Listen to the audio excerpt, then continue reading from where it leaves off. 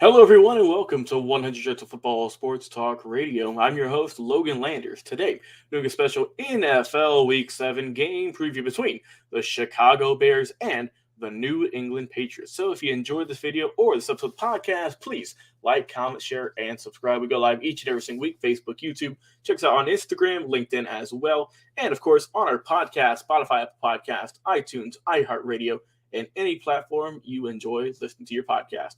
Let's get into this one. Chicago, New England. We're having a Monday Night Football battle here with these two squads. Let's talk about the Chicago Bears. Rough go at it as of late. Losers of 3 in a row. Lost this past week to the Washington Commanders in a rough game on Thursday Night Football, 12-7. A very low-scoring affair. Not much offense being played at all. And another loss for the Bears.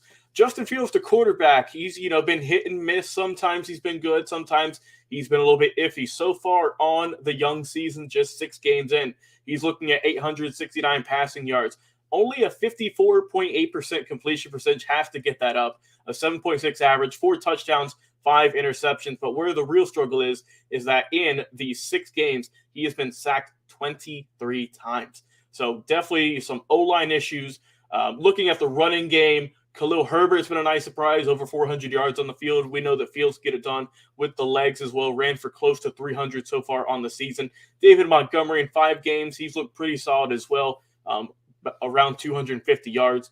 The receiving core, which is something that has been scrutinized through a lot of media corporations, a lot of sports analysts throughout the country. We already know it is not the most stacked lineup. Darnell Mooney, a nice day so far. Like I said, 17 catches on the year, 241 yards. That leads the team. In terms of touchdown receptions, there's only been 4 touchdown receptions by this receiving core so far this year. 2 of those coming from Dante Pettis, who's got 5 grabs actually, for 135 yards. So there's really not a huge weapon. Mooney obviously is your number one, but at what, how big of a number one is he truly in this offense? The defense, like I said, they did good. They didn't allow too many points against the Commanders, only 12, but still they did take the loss in that ball game. Looking at how the defense has done on the season for Chicago in terms of how the records have been, how many points they've been giving up each and every game. Week 1, they only gave up 10 points. The next week, they gave up 27, then gave up 20, then gave up 20, then 29. So they're going to average, getting around that 20 points a game is what they're giving up pretty much every week so far. So expect New England to take advantage of that. Roquan Smith, we know what he's been up to, right? He's been putting in work. We know he, requested a trade earlier in the year. Hasn't gotten one yet.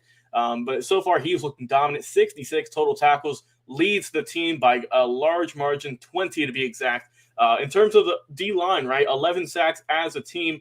The number one man in that regard is a 3-way tie between Trevis Gibson, Justin Jones, and also the safety, Jaquan Brisker, right there. Passes defended, look at the corners. You got Kendall Vildor and Kyler Gordon, who's got Vildor's got 4 and Gordon's got 3. Interceptions, a nice surprise here. Eddie Jackson has 3 on the season, leading his squad there on defense. So the Bears struggle on offense, do pretty decent on defense, just still trying to put some pieces together. Now, let's talk about the Bill Belichick-led New England Patriots. Of course, we don't know if Mac Jones is going to be able to play in this ballgame. There has been no information at the time of this recording if he is going to be available or if the backup quarterback, Bailey Zappi, will get the ball once again. So far, the Patriots looking, 3-3, right at 500 on the season, but they are winners of 2 in a row. Against the Detroit Lions, they shut them out 129-0. Zappi threw for 188 yards in that ball game. And also, a surprise running back has taken over the NFL this season with Ramondre Stevenson. He ran for 161 yards in that ball game. And then this past week, October 16th, against the Cleveland Browns, they got a huge win, 38-15. That offense was absolutely on point. Zappi, 24 of 34, 309 yards, a 9.1 average, 2 TDs, and kept it clean. No interceptions on the day. Ramondre Stevenson, like I mentioned, 19 carries for 76 yards, 4.0 average, not bad at all. He did hit pay dirt twice, though, with 2 scores. The receiving core, they have done pretty nice. Devontae Parker showing up this season. 4 catches for 64 led the way, and Hunter Henry behind him, 4 catches for 61 yards. The defense has done really well so far for this New England Patriots squad. So far on the year, they've only given up, like I said, 20 points in week 1, gave up 36, 27, but these past 2 weeks, they've been getting it gelled. They've been getting it together. I know it hasn't been pretty early in the season, but now that we're kind of getting towards the middle portion of the year, you can see that it is starting to click.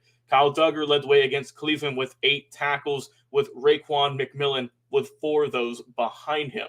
Now, looking at the roster as a whole, who's doing what on the defensive side of the ball, of course, you got to look, right? Your main tackler, your number one guy, you got Jawan Bentley with 32 on the season. In terms of sacks, Matthew Judon is a force to be reckoned with, 6 sacks in 6 games. Just getting to the quarterback, they have 17 sacks as a whole, with Dietrich Wise Jr. behind him with 5.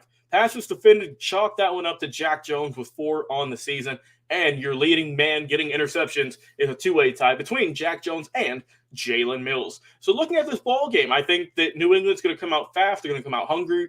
If Mac Jones does play, like I said, we're not too sure at the moment of this recording. I don't know how he's going to look. Is he going to be rusty, or do you just not really stress about it? Do you throw Bailey Zappi out there? He's done really good so far in his short time as the quarterback for this New England Patriots squad. I mean, 51 completions for 7 out of 70. That's good for 72%, close to 600 yards already in just 3 games. So looking really good, a 4 touchdown, 1 INT ratio, and only been sacked 5 times. So, I mean, he's stepped in really well in this Mac Jones injury. So if I was Bill Belichick, right, if I was the personnel up there, I wouldn't rush him back. Not for this game against Chicago, who is on a downward trend, it seems. I would go with Bailey Zappi. Once again, just give him the ball, see what he can do. Don't rush Mac Jones back. There's still plenty of time left in this season. So final prediction for this one, give me the New England Patriots getting the W in this one over the Justin Fields-led Chicago Bears. I'm going to go with the final score of New England 31 and Chicago 14. I'm not seeing much in that Bears offense right now, man. It's hit and miss. Sometimes they can go out there and score 20-some-odd points. Sometimes they struggle to get there. So that is my final score for this ball game. If you enjoyed the video, like, comment, share, and subscribe. Like I said, we go live each and every single week. Check out our podcast, Spotify podcast, iTunes, iHeartRadio, or wherever you enjoy listening to your podcast. I've been your host, Logan Landers. Enjoy some football this upcoming week on Friday, Saturday, Sunday, and then, of course, this game on Monday night, 8:15, October the 24th, between the New England Patriots and the